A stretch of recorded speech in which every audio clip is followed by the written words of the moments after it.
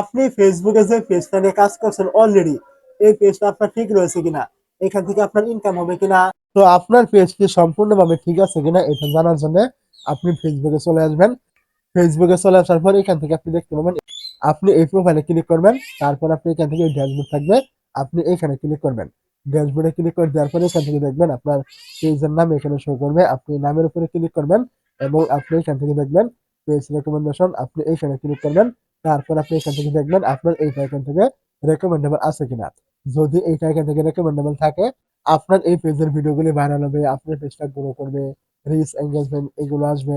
আর যদি আপনার এখান থেকে রেকমেন্ডেবল অফ থাকে, তাহলে কিন্তু আপনার ভিডিওগুলো জীবনও ভাইরাল হবে না, রিচ এঙ্গেজমেন্ট এগুলো কিন্তু কোনো কিছু কিন্তু আসবে না, আপনি এখান থেকে মনিটাইজেশন পাবেন না। তারপর আপনি এখান থেকে আরেকটু নিচে আসবেন এবং এখান থেকে আপনি দেখবেন এই যে পেজ স্ট্যাটাস, আপনি এইখানে ক্লিক করবেন। তারপর আপনি দেখবেন এখান থেকে আপনার এটা টিক মার্ক করা আছে কিনা।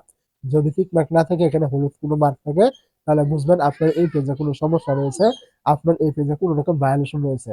এগুলো থাকলেও কিন্তু আপনি মনিটাইজ পাবেন না। যদি আপনার এই দুইটার কোনো একটা সমস্যা থাকে, এগুলো আগে আপনি সমাধান করবেন, তারপর আপনি এই পেজ নিয়ে কাজ করবেন। আর যদি আপনার দুইটাই ঠিক থাকে, কোনো সমস্যা নেই, আপনি এই পেজ নিয়ে কাজ করতে পারেন, কোনো সমস্যা আপনার হবে না। এইখান থেকে আপনি অবশ্যই ইনকাম করতে পারবেন।